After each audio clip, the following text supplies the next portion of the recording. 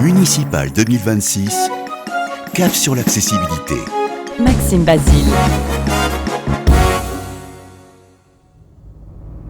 Je viens vous dire que oui, évidemment, je serai candidat aux élections municipales qui se tiendront les 15 et les 22 mars prochains. Parce que ici, à Nantes, et à toutes les époques, on a connu des élans de liberté. Ras le bol qu'on dise que Marseille est une ville sale, violente, infestée de rats et de punaises de lit. Où personne à Lyon ne désencadrera les loyers. Emmanuel Grégoire ne porte pas uniquement un bilan, il est aussi le candidat du dépôt de bilan de Paris.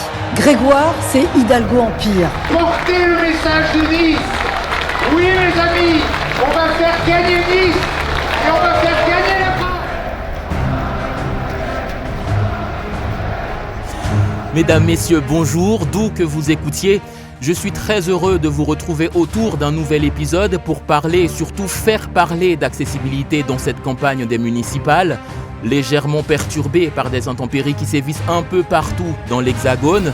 Ce lundi 23 février, 3 départements sont encore en vigilance rouge, alerte maximale, et 2 en vigilance orange, ce qui a conduit certains maires, candidats à leur propre succession, à interrompre leur campagne pour se consacrer à la gestion de leur ville. Nous y reviendrons. Cap sur l'accessibilité. La gauche l'a pris, la droite rêve de le reprendre. À Bordeaux, où nous sommes aujourd'hui, le maire écologiste Pierre Urmic doit veiller sur sa droite, où se bat Thomas Cazenave, candidat Renaissance, soutenu par les Républicains. Mais il n'est pas non plus de tout repos sur sa gauche, où Nordine Raymond, candidat de la France Insoumise, pourrait bien créer la surprise alors qu'il est crédité de 15% dans les sondages. C'est avec lui que nous faisons notre premier arrêt dans la 9e ville de France. D'une population de plus de 270 000 habitants, cette ville fière, capitale de province romaine, est à l'image d'Aliénor d'Aquitaine, né dans ses murs et dont la particularité est d'avoir appartenu aussi bien à la France qu'à l'Angleterre. Cap sur l'accessibilité. Pour cette première étape à Bordeaux, je vois Monsieur Nordine Raymond. Bonjour. Bonjour Maxime Basile. Vous êtes candidat La France Insoumise aux élections municipales donc de Bordeaux. D'abord, quel est votre diagnostic, si vous aviez un diagnostic à poser sur l'accessibilité de cette ville? Depuis combien de temps vous y vivez d'abord? Moi je suis candidat pour être précis de la liste Faire mieux pour Bordeaux qui est soutenue par d'autres mouvements politiques, notamment Révolution écologique pour le vivant, le Parti de gauche, mais aussi Couleur bordelaise, un mouvement local qui lutte pour la mémoire, notamment autour du colonialisme et de l'esclavagisme, puisque Bordeaux est très impliqué. Et je vis à Bordeaux, je suis venu faire mes études, donc quand j'avais 18 ans, j'y vis depuis 16 ans, 16-17 ans maintenant.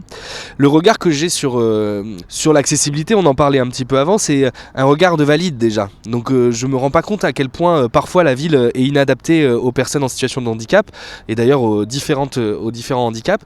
Et c'est pour ça que par exemple sur notre liste nous avons Alexandre Ribeiro qui est un candidat en fauteuil roulant qui occupe la 13e place, donc une place éligible. Et que nous avons avec lui travaillé à des propositions, à une vision de la ville, parce que nous nous rendons compte que dans plein de projets urbains, même les nouveaux projets urbains, même pas forcément dans l'ancienne ville, il y a des problématiques liées à l'accessibilité. Je vous prends qu'un exemple, on a refait un arrêt de tram Porte de Bourgogne, qui est un arrêt de tram très central, et il n'y avait pas de marche, on y a mis 3 marches. Donc ça veut dire, et en plus, là on parle des personnes en fauteuil, mais c'est aussi pour les femmes et les hommes qui ont des poussettes avec des enfants. Enfin voilà, c'est rendre et que ces marches, ça n'était pas du tout obligatoire, on pouvait faire une petite rampe avec un léger angle. Donc c'est comment on complique la vie des gens, et cette question-là, en me baladant avec Alexandre, en me baladant avec d'autres personnes en situation de handicap, je me rends compte qu'il y a un vrai problème. Donc c'est donner la parole aux gens qui sont concernés aussi et les faire élire au conseil municipal. Justement, j'en parlais un peu, votre chef de file, Lucie Aymon, je crois, oui, qui m'en parlait effectivement de cette histoire de marche. Quelle est, selon vous, la procédure à suivre quand on a des travaux à faire? Qu'est-ce qu'on est censé faire pour éviter ce genre de choses? Parce que j'imagine qu'il doit y avoir une sorte de guide, quoi, non? Oui, vous avez raison, il y a des lois et en fait déjà il faudrait respecter les lois. Là, en l'occurrence, on ne peut pas faire un nouvel arrêt de tram tel qu'il a été fait sans le rendre accessible et pourtant ça n'a pas été fait. Donc qu'est-ce qu'on peut faire? C'est qu'on peut aussi se rapprocher d'associations qui, elles, ont l'habitude de traiter ce genre de sujet, qui regardent les plans dans un tout autre sujet, mais qui est similaire puisque l'histoire est le conflit d'usage en fait, comment on fait usage des trottoirs, des routes. Je rencontrais hier par exemple une association qui s'appelle Vélocité, elle c'est sur le vélo, les pistes cyclables sécurisées et le partage de la route. Eh bien nous nous engageons qu'à chaque fois, la métropole, dès qu'il y a une rénovation urbaine ou toute autre chose de ce style, nous envoyons d'abord des associations, notamment des usagers du vélo, des personnes en situation de handicap, pour qu'elles puissent regarder les plans et se dire ah ben là, non, pour nous, c'est pas vivable, pour nous, ça sera pas accessible. Et donc, c'est d'abord écouter les gens qui souffrent de handicap, parce que souvent, nous, les personnes valides, telles que moi, nous n'arrivons pas à nous mettre à la place des gens qui ont un handicap. Et donc, c'est à elles de s'adapter à notre mode de vie, qui est pourtant valide, et donc pour qui nous avons moins d'obstacles.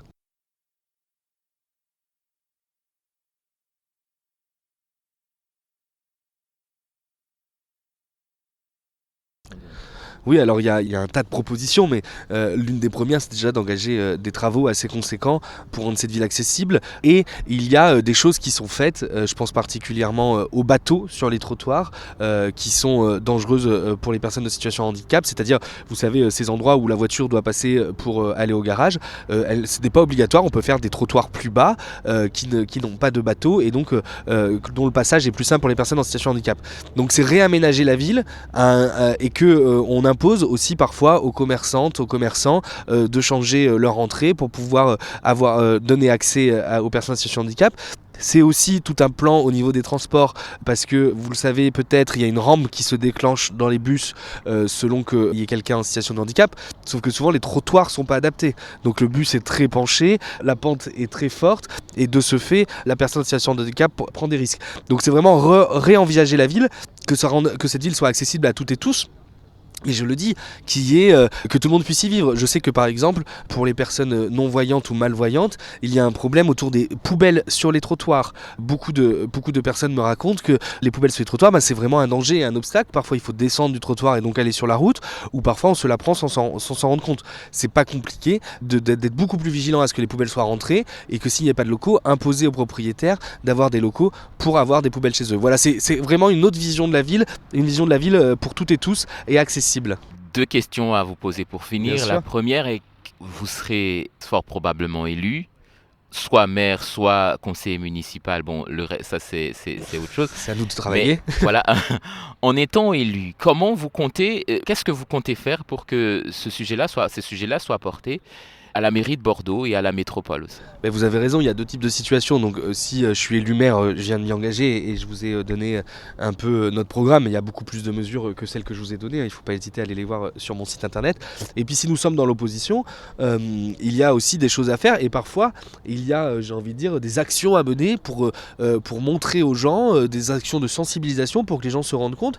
Typiquement sur cette histoire des 3 mages dont je vous parlais, nous avons fait une vidéo, nous avons montré comment les personnes en fauteuil ne pouvaient pas y passer. Donc c'est aussi des actions, et c'est aussi faire entrer dans le conseil municipal la voix de celles et ceux qui souffrent de handicap ou qui sont en situation de handicap, et donc donner un accès aux personnes en portant leur cause, leur lutte. Vous savez, on parle beaucoup de validisme à l'heure actuelle, qui est un sujet qui est très important, c'est-à-dire le regard qu'on a aussi sur les personnes en situation de handicap, qui est un peu parfois paternaliste, alors qu'en réalité, les gens qui sont en situation de handicap savent très bien ce qu'il faut pour elles-mêmes. Donc c'est porter la lutte au sein du conseil municipal, porter la voix, travailler avec les associations, les collectifs, pour sensibiliser l'ensemble des élus à cette cause-là.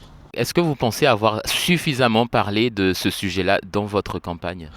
Je ne suis pas certain. Après, il y a toujours les choses dont on veut parler, et les choses, j'ai envie de dire, qui prennent d'une certaine manière parfois. Voilà, vous savez, peut-être si vous suivez la campagne bordelaise, c'est une campagne qui est très axée sur la sécurité, et nous on aimerait imposer dans le débat d'autres choses. Et il y a beaucoup de sujets qu'on aimerait imposer, notamment la paupérisation, la pauvreté, les gens à la rue, l'accessibilité. Et donc nous essayons, nous avons, je vous l'ai dit, fait une vidéo, 2 vidéos d'ailleurs, plusieurs vidéos. Nous avons mis en avant un candidat identifié sur cette cause-là, et qui la porte fortement au sein de notre liste. Mais c'est pas satisfaisant, je le cache pas. Nous aimerions que ce sujet soit plus porté. Seulement si on est seul à en parler, c'est plus compliqué. Pour finir, Nordine Raymond, c'est vrai que il y a la volonté de beaucoup de candidats, la volonté sincère de beaucoup de candidats qui constatent le problème qui existe et qui veulent, ma foi, la politique, c'est un peu ça, trouver des solutions.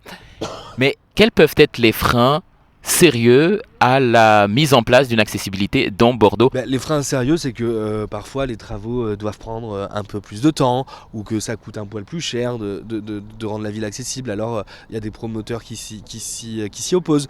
Et puis j'ai envie de dire, l'un des freins les plus sérieux, c'est le fait qu'on vive dans une société qui est de plus en plus individualiste, où on regarde son propre nombril et qu'on n'est pas capable de regarder ce qui se passe ailleurs et ce qui se passe pour les autres personnes qui vivent la ville.